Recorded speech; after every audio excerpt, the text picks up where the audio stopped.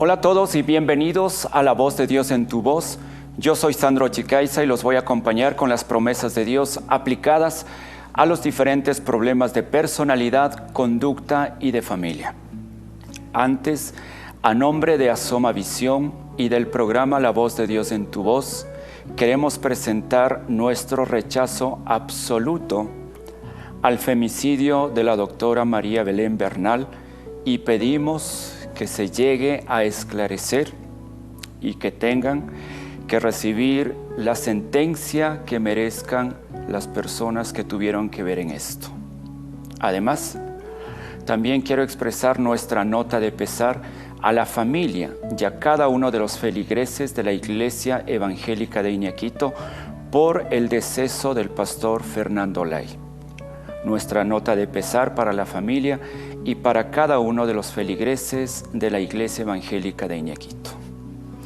Les quiero recordar, queridos televidentes, que también nos pueden seguir a través en transmisión directa de YouTube o de Facebook Live. Nos puede ver también en televisión por cable o a través de www.asomavision.com. Y si usted aún no tiene un ejemplar del devocionario de oración La Voz de Dios en tu voz, le recomiendo que pueda hacerlo porque este devocionario le permite orar las promesas de Dios tanto por usted cuanto por sus seres amados, y usted puede utilizarlo de manera individual, en pareja, en familia o en grupos. Donde puede adquirirlo en las librerías cristianas principales de todo el país, también aquí en la librería Asoma o llamando al teléfono 099-8393-119 y le entregamos en cualquier parte del Ecuador. El tema para hoy vamos a continuar hablando sobre el abuso sexual y específicamente para los padres vamos a hablar cómo prevenir el abuso sexual, porque el abuso sexual es prevenible. Así es que invitados a quedarse en este programa. Las tarjetas que vamos a estar utilizando son las tarjetas número 9 y número 37. Tenga a mano que oportunamente vamos a utilizar la tarjeta 9 y tarjeta 37. Pero antes, como siempre, 6 herramientas que le van a ayudar a que usted pueda accionar de mejor manera en la vida, porque se trata de que cada día seamos mejores personas. Estas herramientas han sido tomadas de Eclesiastés, capítulo 9, versículos 3 al 11. Herramienta número 1. Todos tendremos un mismo final. En efecto es así. Todos tendremos un mismo final, vamos a un mismo lugar, vamos a la muerte, vamos al cementerio. Por lo tanto, sobre todo a las personas que quizá tienen más dinero o mayor formación intelectual, no tienen por qué creerse más que los demás, porque todos vamos a ir al mismo lugar. Herramienta número 2. Disfrute de la vida, alégrese y tenga buen ánimo. Dicho de otra manera, no sea un amargado. No andemos por la vida con actitud de limón chupado. Disfrutemos de la vida, porque el solo hecho de estar vivos ya nos da para festejar. Así es que disfrute de la vida. Herramienta número 3. Cultive la pureza. Es importante la pureza cuando nadie nos ve, cuando estamos a solas. La pureza en las relaciones. Es importante cultivar la pureza. Herramienta número 4. Goce de la vida con la persona que tiene a su lado. Si tiene una persona que tiene a su lado, disfrute, goce de la vida con esta persona. Pero si ya no es feliz, si ya no existe amor, entonces, ¿qué hace con esa persona? No permita que se dañe la relación al punto de que se termine mal, se termine en agresión, en violencia. Herramienta número 5. Todo lo que haga, hágalo con empeño. Sí, todo lo que venga a sus manos, sean estudios, sea trabajo, sea proyectos, sean emprendimientos, hágalo con empeño, con ganas, ponga el 120% de su esfuerzo en aquello que haga. así se consiguen las cosas. Y herramienta número 6. A todos nos llega buenos y malos tiempos. A todos.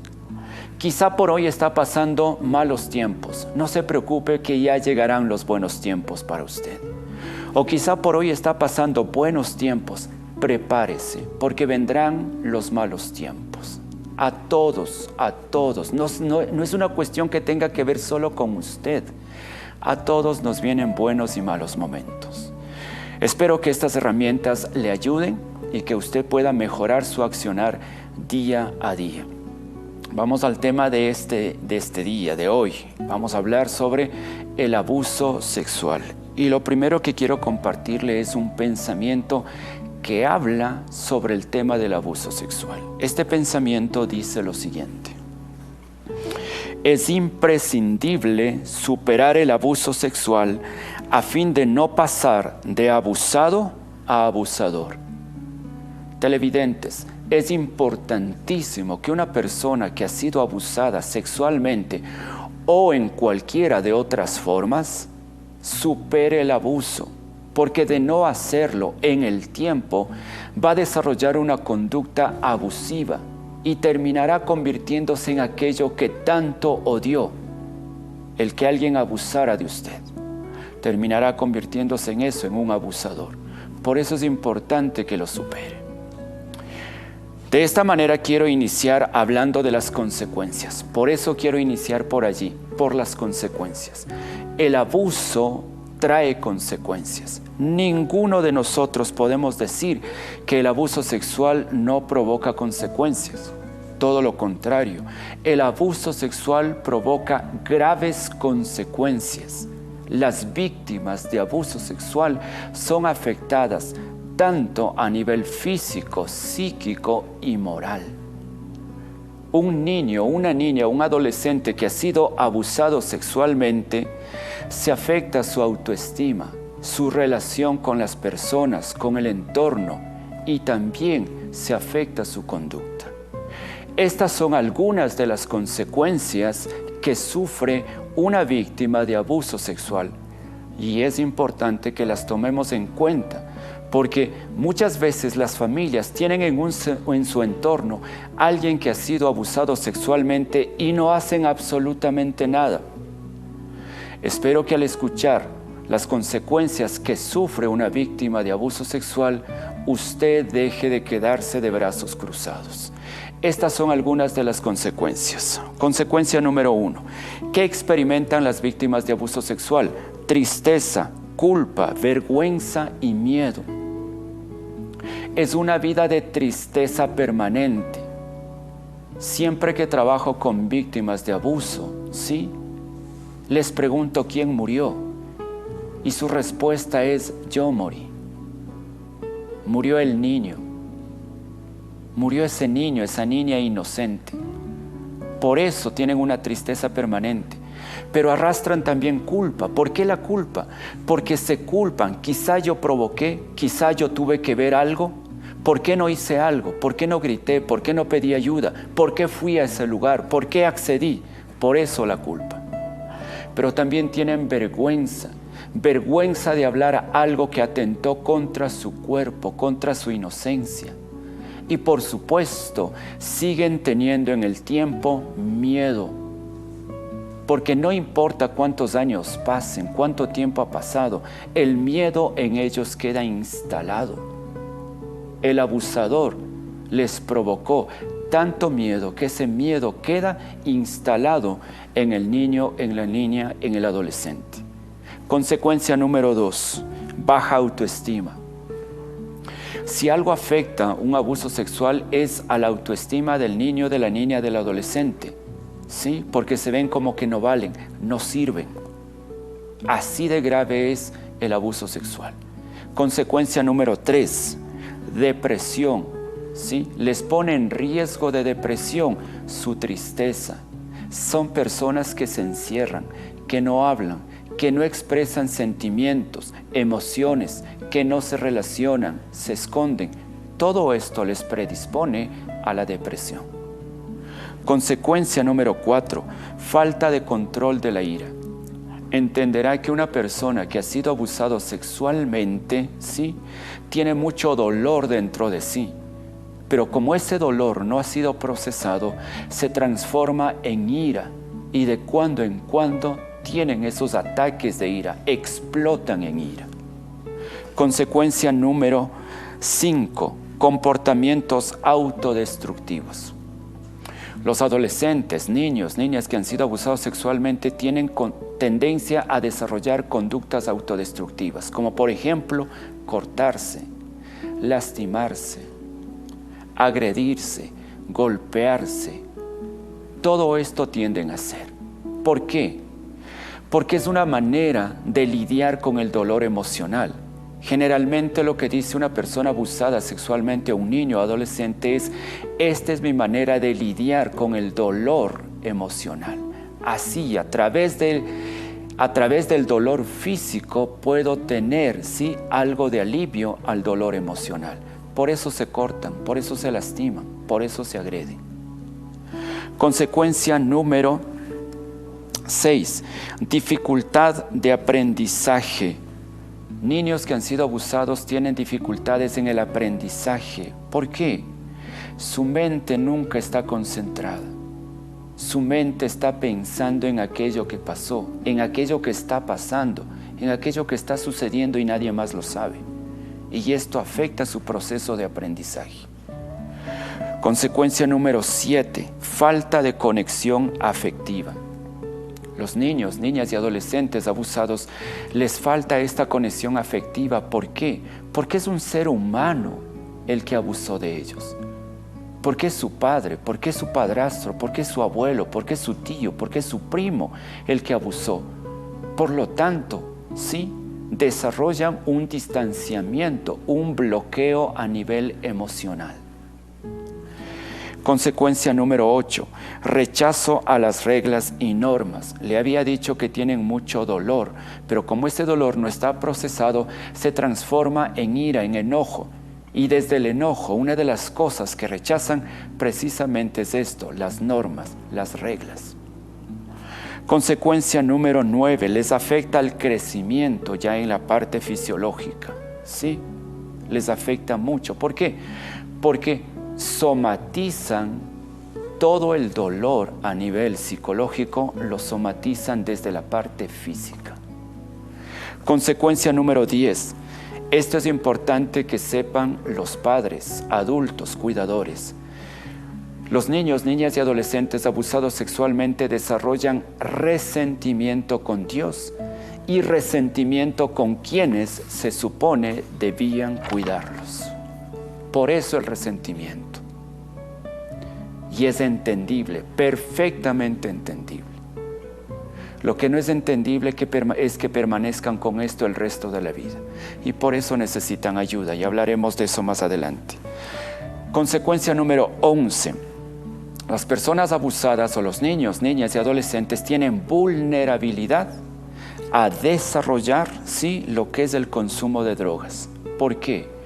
Porque como lidian con tanto dolor físico, emocional, lo que generalmente hacen es buscar un mecanismo de escape, de salida. Y encuentran en el alcohol y otras drogas mecanismos de escaparse para tratar de aliviar su dolor o para tratar de escapar de lo que vivieron. El problema es que cuando pasa el efecto del alcohol y otras drogas, no ha desaparecido, sí, aquello de lo cual están intentando escapar. Consecuencia número 12, el suicidio. Finalmente, cuando los niños o niñas adolescentes no saben cómo lidiar con el tema del abuso, muchos de ellos terminan quitándose la vida. Como se da cuenta, las afectaciones del abuso sexual trascienden en el tiempo. No importa si el niño tiene 7 años o si la persona tiene 35 años. Las afectaciones trascienden en el tiempo. Por lo tanto, es importante que reciban tratamiento especializado para superar el abuso y las consecuencias. Y aquí cabe decir algo a las familias. El tiempo por sí solo no cura ni las heridas, ni las consecuencias del abuso sexual. Hablemos ahora de los factores de riesgo. ¿Qué factores podrían poner en riesgo de abuso sexual a los niños, niñas y adolescentes? Hoy quiero hablarles de 3 factores de riesgo. El primer factor de riesgo es el de familias donde hay consumo de alcohol y otras drogas. Escúcheme esto, siempre, en el 100% de los casos, donde hay consumo de alcohol y otras drogas, existe altísimo riesgo de que los niños de esa familia sean abusados sexualmente. Deben saber las familias que cuando una persona está consumida drogas, es capaz de todo. Y cuando le digo capaz de todo, es de todo. Incluso de abusar sexualmente de sus hermanos, hermanas, sobrinos. Es capaz de todo.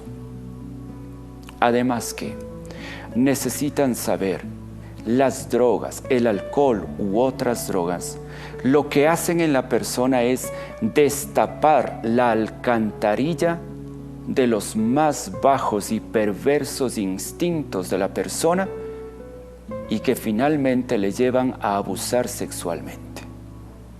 Por lo tanto, ninguna familia donde existe alguna persona que consume alcohol u otras drogas puede estar tranquila e indiferente, porque sabe que esos niños o adolescentes corren riesgo de abuso. Muchas personas acá al programa mismo nos llaman y nos dicen, oren porque mi hijo está consumiendo drogas. No, esa persona necesita tratamiento especializado, sea ambulatorio o sea a nivel de internamiento. Así se soluciona el tema del consumo de alcohol u otras drogas. Porque ya sabe que donde hay consumo de alcohol u otras drogas, existe altísimo riesgo de abuso sexual para esos niños. Otro factor de riesgo es niños con padres y madres ausentes. Este es otro factor de riesgo, ¿sí?, que pone en riesgo a los niños, ¿sí?, de abuso sexual. Padres y madres que pasan demasiado tiempo fuera de casa y los niños pasan solos.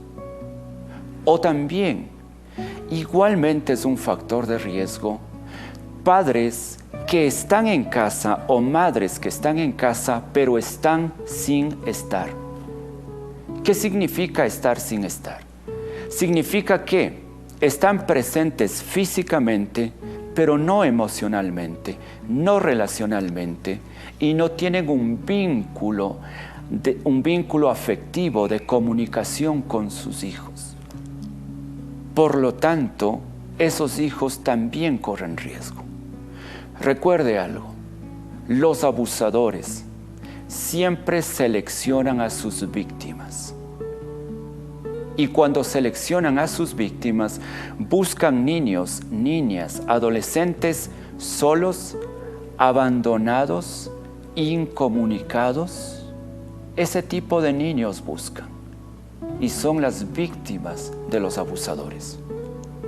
Por lo tanto, si usted es un padre o una madre que pasan todo el tiempo fuera y dejan encargados a sus hijos, esos niños corren riesgo de abuso sexual. O si usted está en casa pero usted no pinta nada a nivel emocional, relacional, no tiene un vínculo con esos hijos, tampoco. Esos hijos están en riesgo.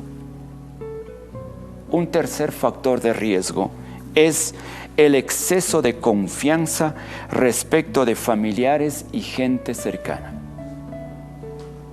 Recuerde que el 93% de abusos sexuales en el Ecuador se dan dentro del entorno familiar o de personas cercanas.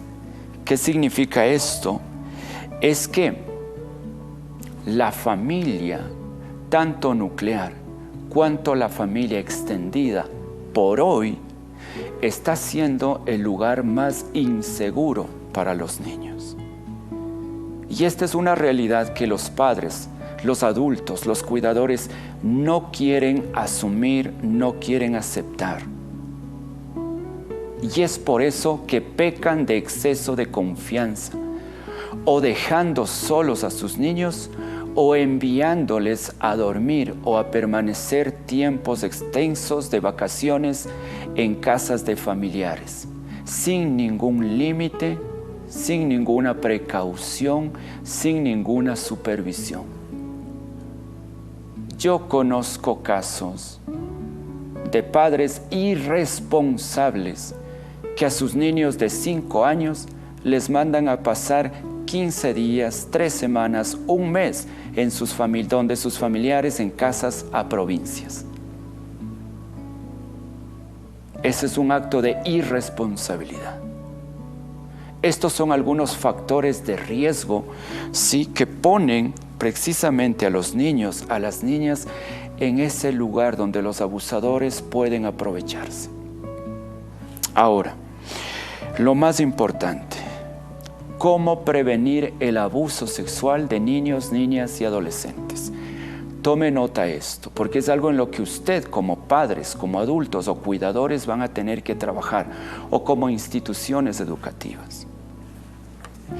De esta manera se previene el abuso sexual. Número 1, enseñe a sus hijos, ¿sí?, cuáles son sus partes íntimas. Enséñeles. Número 2, dígales que nadie puede tocar sus partes íntimas y que ellos tampoco pueden tocarles. Número 3, explíqueles que si alguien les toca en sus partes íntimas, deben avisarles a ustedes. 4, fomente una relación de confianza con su hijo, con su hija. ¿Para qué? Para que pueda recurrir a usted si es que algo sucede. 5, si está tomando nota, escuche activamente a sus hijos, eleve su autoestima y confianza e incentive a expresar sus sentimientos, sus emociones. En lugar de destruir la autoestima de sus hijos, eleve la autoestima de sus hijos. ¿Por qué? Porque los abusadores, los perpetradores, una de sus estrategias es buscar precisamente niños, niñas afectados en su autoestima, y ellos comienzan a hacerlo para ganarse su confianza y terminar abusando. 6. Prive al niño de imágenes, palabras y escenas no apropiadas para su edad. Número 7. No deje a sus hijos pasar demasiado tiempo solos. 8. No envíe a sus hijos a dormir en otras casas o largos periodos de vacaciones. No. 9. Asegúrese que el ambiente de la casa sea un ambiente de protección y cuidado para el niño. Tenemos que volver a esto. Las familias tienen que ser, los hogares, la familia, tiene que ser el lugar más seguro, no solamente para los hijos, sino para cada uno de los integrantes. Finalmente, 10. Si el niño le cuenta que alguien está abusando o lo está tocando de manera inapropiada, dígale que fue muy valiente en avisarle y que lo que usted va a hacer es protegerle y buscar ayuda. Ahora, ¿qué hacer si es que usted sabe que un niño ha sido o está siendo abusado sexualmente? 4 cosas necesita hacer usted, y no importa que usted sea o no el familiar directo. Si usted conoce, tiene la obligación de hacer estas 4 cosas. Número 1, lleve al niño a una revisión médica, psicológica y haga la respectiva denuncia. Número 2, asegúrese de que el abusador o presunto abusador esté lejos de su niño, de su niña, del adolescente. No puede estar en el mismo entorno del abusador. Tiene que sacar al niño, a la niña, al adolescente tienen que salir de allí. Número 3. No permita que se revictimice al niño, a la niña o al adolescente. ¿Qué es esto de la revictimización? No permita que su niño esté contando sobre su abuso una y otra y otra y otra vez. Eso es revictimizar. En el tratamiento se establece que debe contar una sola vez, punto. A la hora del examen y de la denuncia, punto, se acabó. Porque la revictimización va a tener sus consecuencias ya a la hora del tratamiento y en su comportamiento futuro. Y 4, busque tratamiento psicológico o terapéutico especializado para que el niño, niña o adolescente supere el abuso y las consecuencias. Recuerde que si usted sabe que alguien está siendo abusado y no hace la denuncia, esto es un delito de acuerdo al Código Integral Penal. Es un delito.